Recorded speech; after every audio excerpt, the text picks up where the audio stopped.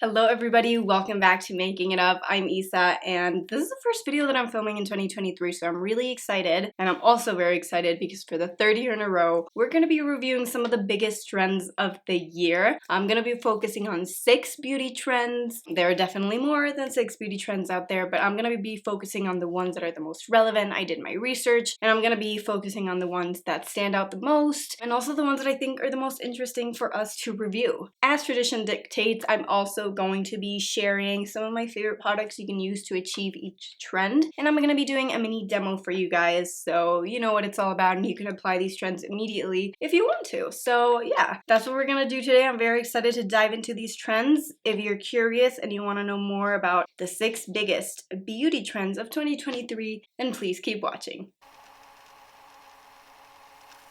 The first trend that we're going to be talking about is hybrid makeup. We've been seeing this over the past few years, like it's been coming up, but I think this year it's going to get a little bigger. And by hybrid makeup, I mean skincare infused makeup. So for the most part, it's like SPF and foundations, but we're also starting to see like, a serum foundation, SPF eyeshadows and stuff. Like the possibilities are endless. And I think as we focus more on skincare and, over the past few years, we've been seeing a lot of like, your skin is your canvas, take care of your skin first, and the makeup comes second and stuff. I think this trend is going to play really well into that, and there are some really great products that are already doing this trend. Let's see, I have the Kosas foundation. This is the Kosas Revealing Skin Improving Foundation. This is SPF 25, but it also has a lot of skincare ingredients like hyaluronic acid, niacinamide, peptide, squalane, vitamin B5, arnica, caffeine. So it has a bunch of skincare ingredients in here, and it is a great foundation, and it feels really nice on the skin, looks really nice. We also have things like the Denisamyric Skin Serum Foundation. This is more infused with serum ingredients, not as skincare as the other one, but again, it's kind of taking from skincare and adapting it to a makeup formula. We also have the NYX Bare With Me Concealer Serum. This is infused with tremella mushroom, and I believe it has some other good ingredients that are gonna help your under eyes, so this is another good example of that at an affordable price. And then I have one that I haven't really talked about before on here. I've talked about it on Instagram. This is the 27 Rosieres Extraordinaire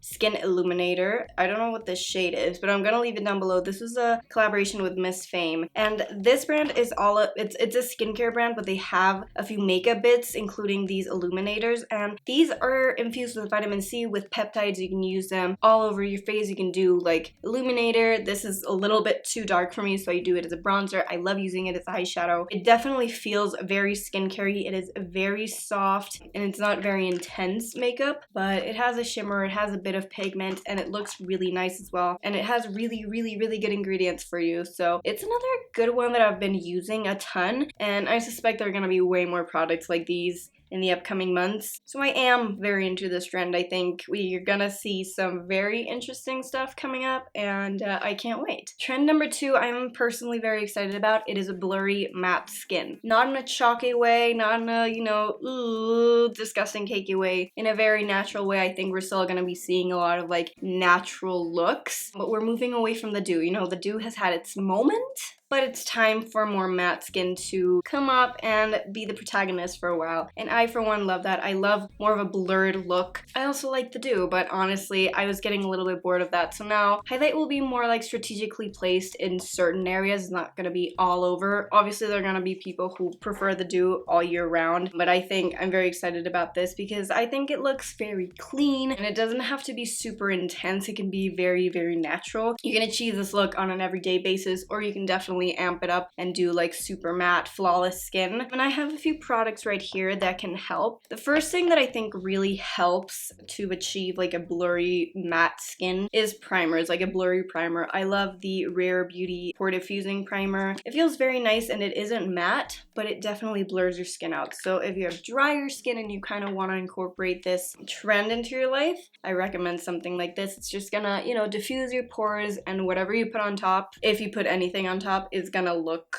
a little bit more blurry. I also love the Danessa Myricks Yummy Skin Blurring Balm Powder. This is in Universal. I was having a lot of trouble with this. I didn't know how to use it, but my favorite way to use it is to blur my skin before applying foundation or any makeup that I'm gonna be applying. And I also love to use it to blur my skin on days when I'm not wearing any makeup. The formula is very easy to use, again, and it does turn into a powder and it does blur your skin. It is very magical. You can also get these tinted if you want a little something extra. It's a product that I had no idea how I was going to use it when I first bought it. And this year with this trend, it just clicked. So that's amazing. One of my favorite products that I've been using for a long time is the Fenty Beauty Ease Drops. This is a blurring skin tint. So it is perfect for the trend. I know so many people just love it, and it is very natural. Like, you achieve a very natural look, but it definitely blurs your pores. It gives you like porcelain skin, and I think it's perfect for this trend. And then the easiest way to turn your dewy makeup into more of a matte, blurry look, powder. This is the Kosas Cloud Set Powder in the shade Breezy. You know, mine has been through it. I love it. I use it every single day. And this is a very nice powder because it definitely sets, but it doesn't look cakey. You can use whatever powder you have, but I think like actually setting our makeup all over is a very easy way to give you like that blurred matte finish to your skin, especially if you're oilier. And if you're dry, I do recommend going for products like this one that are very finely milled and not cakey, because they're not gonna mattify your skin. They're just gonna give you a little bit of a blur and also gonna make your makeup last a little longer. So I'm all for powder, love it, and this is one of my favorites for this trend. The next trend I am not entirely thrilled about, and it is the thin slash no brow trend. We've been seeing this a lot. People are shaving off their eyebrows, they're tinting them, like bleaching their eyebrows, and I think it looks really cool. I think it's a really cool futuristic look. I don't love it because I have really dark, thick, bushy brows. I mean, they could be thicker, but you know what I mean. It's really hard for me to even try like concealer brows. Like, you just try to conceal your brows to make them look bleached. I could never try that. I would look crazy. But I know that it is something that a lot of people are incorporating. If you have thin eyebrows, I think it is your time to shine. We've been seeing them everywhere. I don't think we're going to be taking this as literally as we did in the, I think, early 2000s when everyone was over plucking their eyebrows so that everyone's eyebrows were thin. I think if you have thin brows, this is going to be perfect. If you want to bleach your brows, go for it. But if you don't want to do that, that is cool as well, and we're not going to be sacrificing the integrity of our eyebrows for a trend. One thing we can do though, and I think is the way I'm going to try to incorporate this trend, is to not fill them in unless you really need to. But for example, I didn't fill them in today. I just went in with a clear, this is the e.l.f. Brow Lift, and I just went in with this and just groomed them like in the direction of the hair. So I didn't go up, I just went back, like back, and I try to make them as skinny as possible, and they do look a little bit skinnier, so I think that's the way I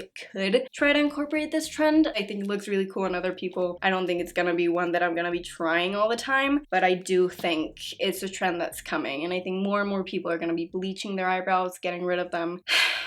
And thin eyebrows are on the rise, guys. Another trend that I am not necessarily completely on board with is cool tones. They're back, baby. Warm tones have had their time to shine for a really long time, and I think cool tones, I mean, they've always been there. Some people use them always, but I think they're gonna get very, very popular more and more. I think we're gonna be seeing a lot more grunge makeup, kind of like what I have on today. I think we'll be seeing a lot of grays, mauves, and taupey colors, especially for eyes, but I think lips as well, and cheeks. We're gonna stray away from the peachy blush. We're gonna go for more pinks. We're gonna do, you know, more contour instead of like very warm bronzer. And for lips, you know, mauves, more brownie nudes instead of peachy nudes, which I think there's a time and place for. Like, I definitely will be testing this trend out. I mean, I did a cool tone eyeshadow today and I think it looks really cool. It definitely gives me more of a grungy feel than warm tones. But yeah, I definitely think there are people who suit this trend better than others, but it's a cool and easy trend to try and say this for me or this isn't for me. So I do have some products here. I was surprised because I don't love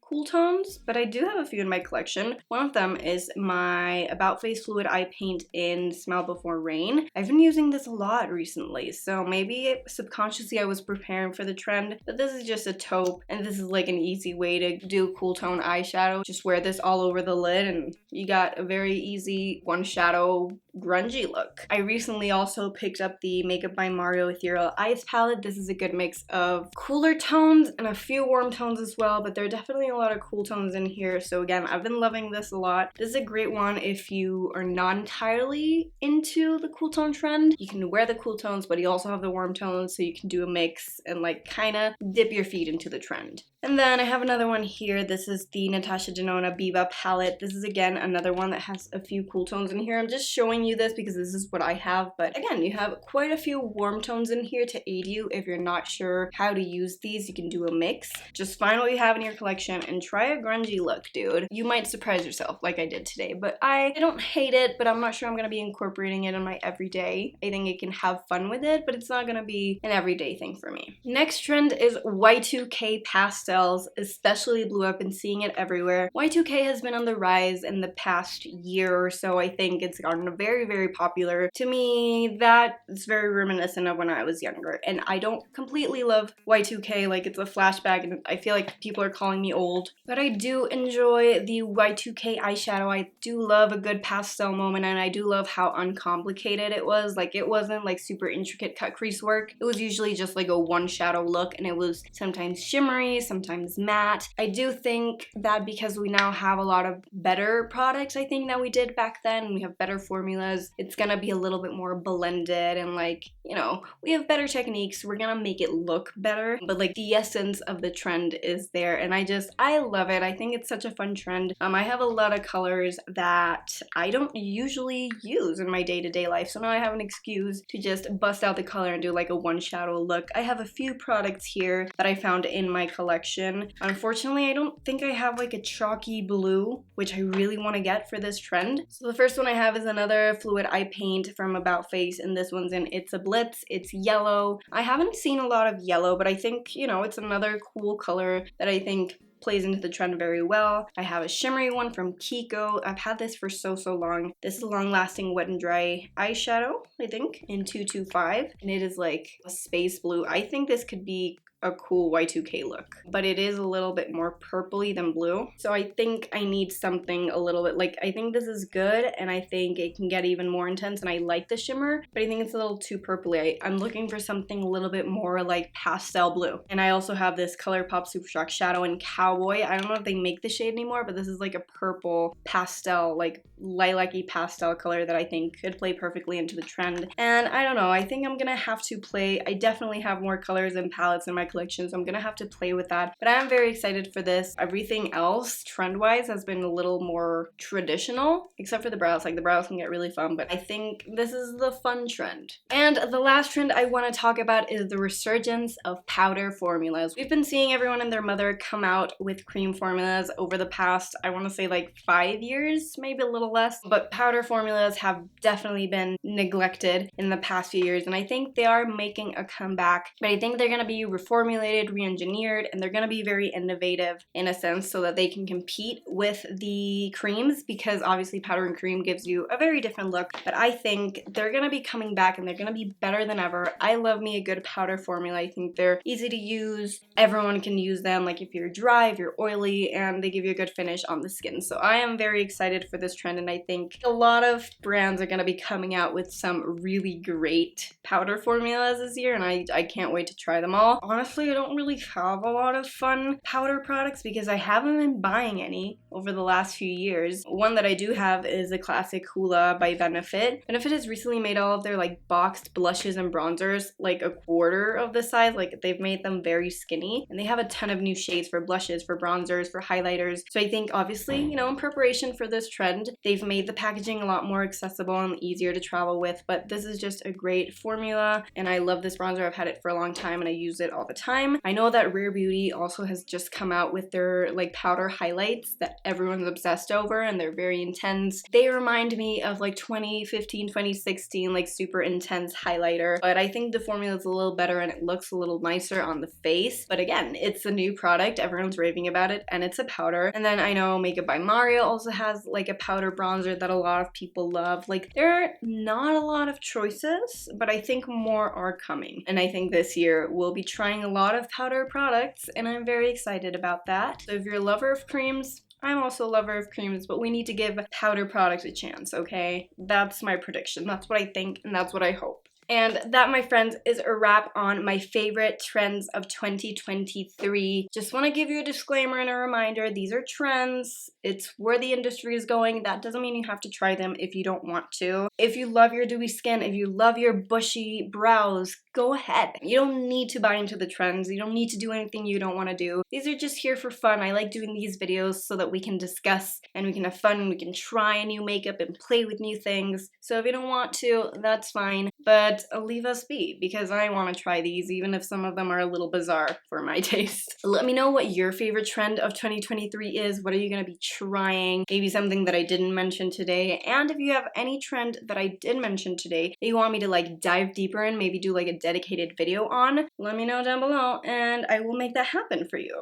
Thank you guys so much for watching my first video of the year. I'm so happy that you're here with me. I predict we're gonna have a lot of fun this year, makeup wise and just life wise. Go follow me on Instagram if you want more life updates from me, and if you're into super easy and real makeup and beauty content, please make sure to follow. I provide that every single week and I'd love to have you back. Thank you so much for watching. I hope this was helpful. I hope you had fun, and I hope to see you right here for my next video. I love you. Bye.